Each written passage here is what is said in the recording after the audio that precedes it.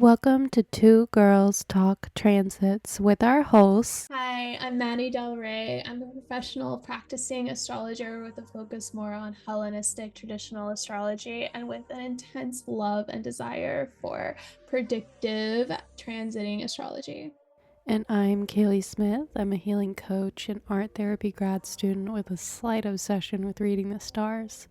I combine astrology, spirituality, and traditional psychology to help people live with intention.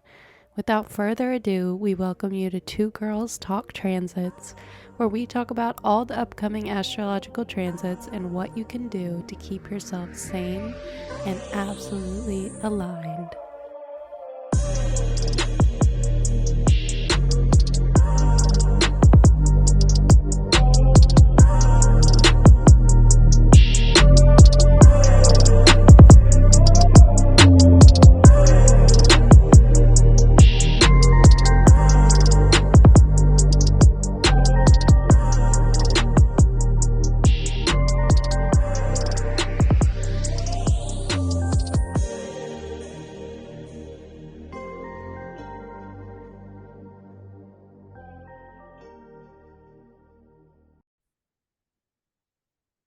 Hello, and welcome to the next episode of Two Girls Talk Transits. We'll be reviewing the general astrology from April 21st through April 27th, and we're your host. I'm Maddie. And I'm Kaleigh. And here we go. So we are starting out this week with the sun in Taurus, which is, getting us completely out of the eclipse season, getting us out of all that intense energy, wanting us to slow down a little bit. But, the ruler is still in Aries, Venus. And on the 21st, that's when we have that sun in Taurus meeting a square with Pluto in Aquarius. So we've not had that in a while. No, we haven't. Yeah, so with the sun moving into Taurus, I just want to touch on that a bit. So we are getting like a vibes shift. The sun before in Aries is more new, more fresh, a little bit faster. And then the sun moving into Taurus can speak to that kind of that slowdown that we want, or we might feel like we're anticipating. Yeah, but yeah, we'll talk about it a little bit more, but I don't think Taurus season this time around is going to be so super slow. But I think, Taurus typically wants us to enjoy the experience. It's very physical. So it wants us to tap into our physical body and the experiences that we can feel. Yeah, but moving forward, we do have the sun in Taurus squaring Pluto right away. So that's going to make for a bit of discomfort. Squares are battles. So we have that going on. And yeah, we're going to feel kind of this tension between, I think, some kind of like power dynamic, or what would you say? Yeah, no, exactly. Everything you said is right because we've recently too had that exact Jupiter Uranus conjunction in Taurus on the 20th. So quite literally the day before. And we talked a lot about that in the last podcast, but that's also something that's still going to be playing out over the next few months. And or at least the next two while Jupiter is still in Taurus. And the sun entering Taurus, the nature of Taurus is to try to stabilize that sudden change and that sudden disruption or, discontinuity in your life. And the sun is going to immediately come into Taurus, try to stabilize, and then hit that square with Pluto and be like, oh, there's a lot of work to do here. Like there's some things get uncovered, the sun being our awareness, running into Pluto, the deep, dark subconscious and secrets. We're gonna hit some kind of dark, kind of scary, secret little box in the corner that you open up and you're like, oh, I didn't know that this was here. And now I have my work cut out in front of me. And this is not the kind of work that I wanted to be doing. I just wanted to ride, you know? Yeah, ride the high. Yeah. Mm-hmm. Yeah, because we will have a bit of an opportunity, I think, for some really good and positive feelings coming off of that Jupiter Uranus conjunction. That's a huge, it's, ideally a huge expansion, um, that I think a lot of us are looking forward to, but we have that dichotomy coming in really, really, really soon. Yeah. Yeah, like you said, of there's stuff behind the scenes going on, and anything subconscious, I think, can be an ouch. Like, Yeah. yeah, it's like, oh, I really, really didn't want to see that. And that's why it's in the dark. And we're like we're shining that flashlight on the dark, gross parts that Yeah. we didn't want to see. Yeah. Yeah. Yeah. I mean, exactly. That's what the nature of Pluto is. And in Aquarius, too, in just a general mundane sense, like for yourself, it may be highlighting some of those deeper subconscious patterns that you have around things that are not serving you. And then on the general sense, that can bring a lot about the technology, the AI kind of disruption. And then with Taurus, the changes that we're seeing in our commerce and the way that goods are exchanged. So Mhm. potentially some kind of development there on like a grander scale, but definitely, some sort of like highlight of, hey, you've forgotten about this. Don't. Yeah, that's a really good point. An interesting, yeah, delineation. I wouldn't have thought about it in terms of like commerce and things like this. Yeah. What would you say? I think it can also speak to being an Aquarius. I think it can also speak to maybe beliefs that we've gathered through our community, or like ways that we've had to conform because of the social structure that we live in, or something like this. Um, and we're kind of coming to terms with like maybe that's not how I would like to operate, in my idealistic, Venus image of myself, my most beautiful image of myself.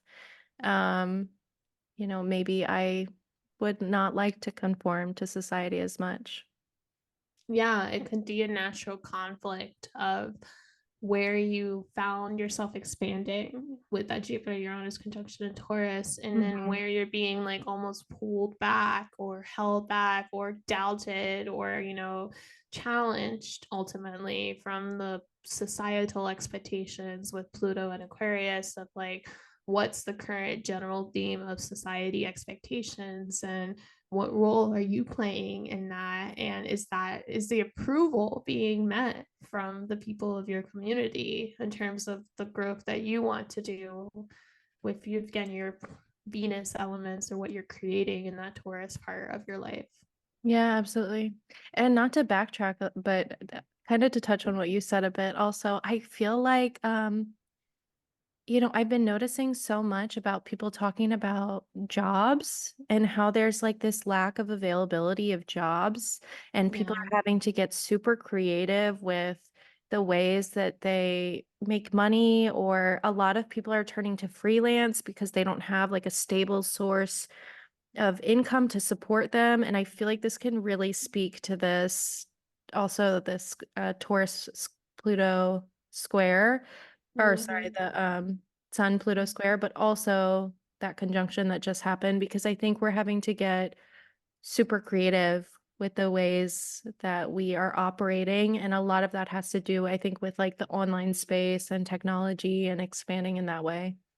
Right. Like, what role do we play in our society now that we have these new disruptors into the technology sector Hmm. and into our ways that our jobs were consistent? Yeah. Yeah, Yeah, like that's a that big one. stability point. Yeah. Interesting. Okay. So that whole theme though keeps going on because the next aspect we have is the full moon in Scorpio. This is our first, non-eclipse lunation. So that's a positive. Those are always nice because they are not so intense. But But here yeah. is here's the full moon. So for the audio listeners only, the moon is at 4 degrees of Scorpio, sitting opposite the sun, of 4 degrees of Taurus. Jupiter and Uranus are still extremely close, within 1 degree at 22 and 21. And Hmm. then Venus and then Mercury is still retrograde in Aries, are still there, and Mars and Saturn are still together in Pisces. So Hmm. Hmm. Yep. got all that going on. So I think the moon does not like to be in Scorpio in general. It's a No, it's very, fallen there. Yeah. yeah, it's a very uncomfortable position. Um, Scorpio is like the depths. It's like the depths. It's in modern astrology, it's ruled by Pluto. So we also have kind of that Plutonian theme if you're looking through a modern lens, but Mhm. um, it's that if if we could represent all of the different water signs as like different bodies of water, Scorpio would be like the nasty, stagnant bog that that like doesn't get any movement or aeration and is just like gross. And that's really how the moon feels there, the moon feels like ugh, as opposed to if it were, I don't know, in Cancer, it would be like, flowing freely and Mhm. yeah, so Yeah, the moon's nature is to connect to the next planet because the moon is the fastest moving planet in astrology. So its inherent need and function in the chart is to connect the planets to each other. And the moon acts as like our fortune, it's also like the fortuna. So it's like the things that physically manifest or happen on Earth. So it connects to the planets and then physically manifests them on Earth. And I absolutely agree that the Plutonian element, even if you don't use Pluto as a ruler of Scorpio, because Pluto is still within a 2-degree square of this full moon here. So mhm. that Sun square Pluto is still carrying into this full moon, first off, which gives that intense layer of like going deeper, feeling discomfort, like a lot of discomfort, because moon is often our comfort. So take it Mhm. out of that place. It's the place where we feel uncomfortable. Yeah, yeah, absolutely. I think too, like it's quite interesting because um, what was it, maybe 2 days before, we have that awareness of like this impending uh, attending to the subconscious, right? And Yeah. then 2 days later when the moon is in Scorpio, now we can't help but to feel that. It's like, It's manifested now. Like yeah, it's happening now. mm-mm. Yeah. On an emotional level, it's moved into the emotional body, and we're going to be able to really feel it in that aspect. Yeah, it's going to become very real and very alive once it moves into the emotional body, I think. Yeah. And practically speaking, then this is a big release. Like a full moon is always a release. And then in Scorpio, this is going to be like what is so intense that's building up within you that you need to let go of. And it may relate to a lot of the Taurus themes from the Jupiter Uranus conjunction, just because it's sitting opposite, as well as what Pluto brought up from the dust. And now it's like, here it is. Are you going to continue this pattern? You're going to let it go finally. It's always the golden question, right? The hard decision at the corner. Yeah. I Yeah. know. Shall you go down the tried and true path, or shall you try something different? Yeah, I think Yeah. I don't know if anybody else has been experiencing this, but I have had such a hard time with bad habits lately. Mm, Like just such a terrible time with like like social, numbing out yeah, or like, numbing out. yeah. Yeah. Yeah. I've been numbing out a lot. Yeah. Oh my God. It's like I know on a conscious level it's not good. Like I know, like Kaleigh, you want to be a part of your life. Like you want to see what's going on. But something has like dragged me in there. And I feel like at this time it might become very clear. Like there always is implications to our actions. You know, Mm-hmm. there's Yeah, yeah. there's always karma or consequences to everything that we do. Yeah. Mhm. Yeah, so it could be a really good time to get aware on what are the deeper reasons behind why you're acting the way you're acting so we can clear that out.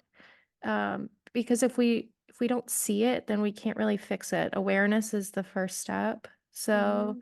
having that really deep awareness of what's going on in the subconscious, even though it hurts, can be one of the greatest steps in releasing those any kind of bad habits and moving forward.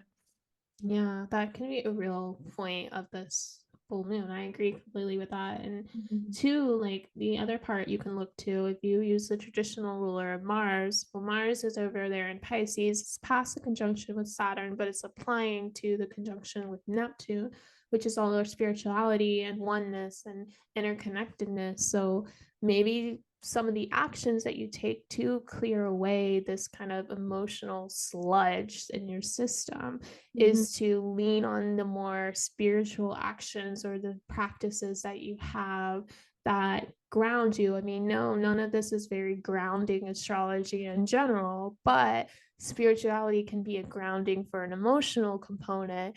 And maybe that is where you kind of latch on your intentional, like, I know that I intend to be this way because of my beliefs or because of what I envision for myself. Therefore, I must let go of XYZ. Yeah, I feel like that was really, yeah, a really beautiful example of what's kind of going on right now astrologically. I've definitely been feeling what you just said. And, apart from what's happening independently in all of our charts, with that energy there in Pisces, I definitely think speaks to that spirituality component. So I think that could be a really wonderful way. And it doesn't have to look like, it can look however you need spirituality to look for you, it can be a yoga practice. It can be deepening into your meditations. It can be reading the Bible or your Quran or whatever, religion you Mm-hmm. vibe with. It But doesn't just have to be performative. It just has to no. be reliable in your life and like present, you know?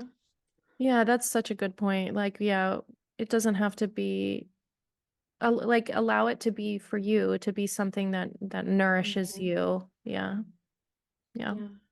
Exactly. So that can be what you kind of, if a lot of the uncomfortable discomfort comes up during this full moon, that can be what you can focus your intentions on, not just the way you want to grow, but also, okay, how do I anchor this growth into a belief system that I have that makes it clear what I need to do and what I need to let go of. Mm-hmm. Yeah. Practicing some blind faith. Yes, a lot of blind faith themes.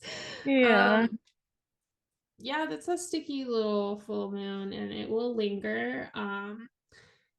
But we move into the astrology, and on the 25th, Mercury will be stationing direct finally in Aries. So, wow, that's been a journey. Yeah, it has. How was this Mercury retrograde for you? So literal. I had a lot of literal like people text me. I've had, and then work, I had like stuff that I sent out in January and February has like now come back to me. Like Can you double check, um please? yeah. So yeah, just a lot of like redoing. And then with it tying into the eclipse, I felt like I had a lot of my beliefs reviewed with it being in the ninth house of like, what do I believe in? You know? Mm-hmm. Yeah, could really What see that. about Yeah, you? kind of like a Yeah. belief. Yeah. Um, for me, it has been, I feel like a massive cleanup of fine details. Yeah. Mm. Like I've had to like do nitpicky things every day, like things that I like don't really care about or pay any attention to. I feel like I've had to, yeah. I've been trying to build a website and literally every single day during this Mercury retrograde, they've been telling me, "Oh, it'll be okay. Just wait 24 to 48 hours." And then I go back and check in 24 to 48 hours and it's still not okay. And then I message them again and it's literally like, okay, 24 to 48 hours. And I'm like, okay. It's literally happened like 10 times at this point. I'm like, whatever. I know I've been everything like things not moving along at all. And I think I've been more frustrated with this Mercury retrograde than usual, just with that Aries element of like Mhm. I'm expecting this to go forward, not backwards. Like, Yeah, like, hello, I'm waiting. Like, I know, and it's like that fire approach too. Like, mhm. I'm going to be on top of this, okay? And Mercury retrograde does not care. Yeah, for sure. Yeah. Not at all. Mhm. Yeah. Okay, funny pop culture moment. I have to throw this in here. I think I'm on TikTok too much, y'all. If you Okay. do follow us on TikTok, Two Girls Talk Transits, I post a lot on there. Anyways, the whole sorry, I'm just laughing at myself. I feel like I'm too old to talk about this, but it's a really good example of Mercury retrograde. Okay. Do you know do you know the whole like do you know JoJo Siwa? Oh my gosh. Yes, I've been Do on you know about all like this stuff? I So have been okay, paying attention to it so much. you know, for our listeners that don't know, I think most of us do know, but you know, if you don't know, JoJo Siwa released a song called Karma's a Bitch and was had all these interviews, you know, saying that she wrote it or explaining her process of how she wrote it or like talking about her rebrand and She did not all of write this. it. She didn't write it. She Yeah. bought the song from, you know, a production company. That's usually who owns the songs, anyways. And but it was originally sung by this woman, Britt Smith, back in 2008 or 9 or something. I don't know. I just heard that Miley Cyrus had like bought it at one point and anyways, Yeah, yeah. it was been bought around. So she didn't Mhm. write it at all. And then someone asked her, "Do you know who Britt Smith is?" And then JoJo was like, "I don't know any of these people." Well, Britt then turned around and released her version of the song, and it's actually trending higher than JoJo's. And that's Oh my like God. that's such a Mercury retrograde to be like, you know, to tell a lie or to like tell maybe even not a true lie. Like maybe she didn't explicitly say it, but I feel like she definitely implied it heavily at points. And to it come around and bite you in the face. And then for Britt to just be this like revision of her career from like decades ago. Oh my God, that's hysterical. That is so funny. That makes me feel like, I mean, I feel like JoJo Siwa, I feel like she knows her lane. Like, I feel like she knows that she's not like a music artist, and Mm-hmm. that's fine. But I really can't get down with like lying. Yeah. Yeah, like let's just be upfront about it and know who your Most people artists don't write are. their songs. Most of them don't. Like most singers do not write their songs. It's normal. It's completely normal. You know, Ye- like Yeah, and that's fine. Just admit it. Hey, I didn't just a write minute. this. Yeah. Yeah, like I bought it. I thought it was cool and I wanted to publish it. Like whatever. We don't care. We literally don't care. Yeah. But oh my gosh, what also cracks me up is her like whole WWE theme. Oh, I know. And then didn't know who like the Kiss singers were, and like you literally just copied Kiss, but it's okay. Oh my It's gosh. okay. I'm not hating on JoJo Siwa for sure. Like, Yeah, that's all right. We're not hating. We're not yeah. hating. We're just talking. I know. It's just it is funny to analyze. It's very It's interesting. Yeah. because I it's think just I used to get annoyed when people talk about pop culture with astrology, but it's easy, you know, it's being mhm. reported on, and then it's like, oh, it could be very good literal examples. So Yeah. that is a great Mercury retrograde example and one that you can think about if you know decide to release music. Yeah. Be aware of who your songwriters are. I mean, What you maybe it's say. hard. Yeah, but or at least don't lie about it. Come on. Yeah. Yeah. Okay. But anyways, so yeah, Mercury does go direct on the 25th, and this will, you know, it will be direct with the North Node. So there's an intensification of mercurial themes. And Mhm. I also just noticed that the moon will be like opposite Jupiter and Uranus around that early in that morning on the 25th. Um, that's interesting. So it may like the moon will still be in Scorpio, kind of Mm. opposite Jupiter Uranus for the first half of the day. And so some of those expansion disruption themes come up, and then Mercury going direct is like, okay, I got a solution now. You Yeah, I know? figured it out. I've gotten all the Yeah. details. Yeah. Light bulb moment. Like, yeah, this is it. This is it. I get it. Like, yeah. Mm-hmm. Yeah. How do you think we'll be feeling with the moon opposite Uranus? I You think it's sure? still gonna be the full moon theme of discomfort, you know, Yeah. and yeah, Uranus, the moon opposite Uranus. I had a wild moment. I was teaching a yoga class and the moon conjuncted Uranus during my class. And like I would demonstrated a posture and I like got so dizzy I almost passed out in the middle of my class. I was like, oh my gosh, that was such a like Uranus like shockwave. So some sort of like discomfort potentially around the disruptions in your life probably, Mm-hmm. but you're equipped to figure out a way forward. That's good. Yeah, that's positive there. Yeah. Or quick to be like, maybe you're feeling a little bit emotionally unbalanced, but maybe your mental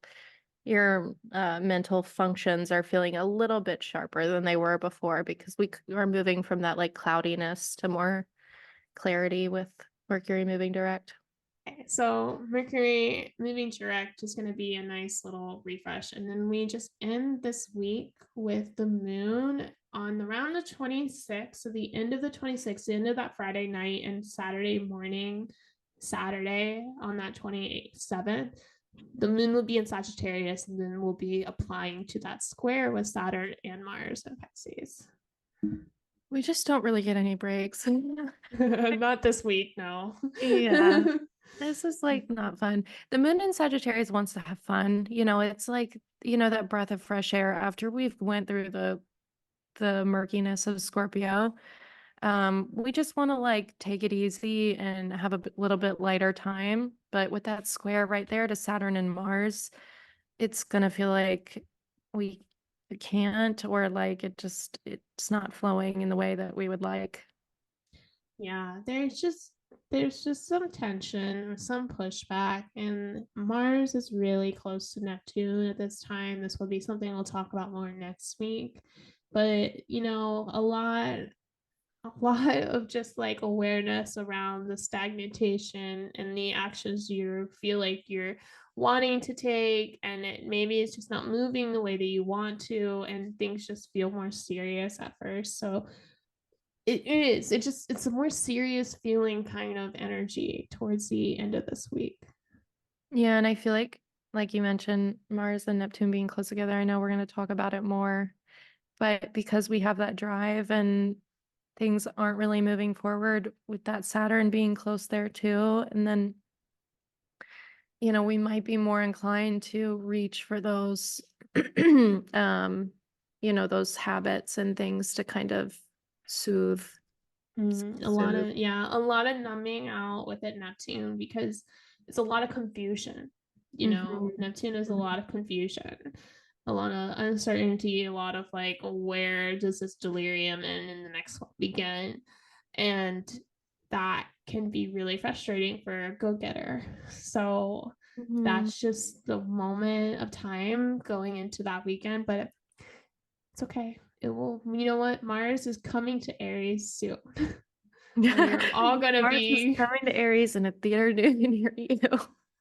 the very end of April, but it's still happening and it's gonna feel so good. Yeah, that is true. Mars will love being in Aries, and I think we will all love it being there too. We'll feel a lot more motivated and productive. So just Mhm. get through this little week here. Yeah. Don't forget about your spiritual practices. Yeah. Dive into those because I think those, like you mentioned before, will be kind of your saving grace. Yeah. Yeah. Anything else you want to add, Maddie? No, follow us, our podcast on TikTok, Instagram, and YouTube, Two Girls Talk Transits. You can follow me on Instagram, maddie.delrae, and my website is maddiedelrae.com. I'll have that linked to the notes. And Kaleigh, where can people find you? You can find me on Instagram at Heal on Earth. Oh, sorry, heal dot on Earth. Um, and I would have a website, but it's coming. Getting there. Yeah. Mercury retrograde, now direct. We'll have it next week. And if you're interested in diving into birth charts, both Maddie and I do readings. We're just a little bit different in our style. So if you're curious and don't know which way to go, just message either one of us or both of us, and we can kind of go over what we provide and which approach we take with our readings.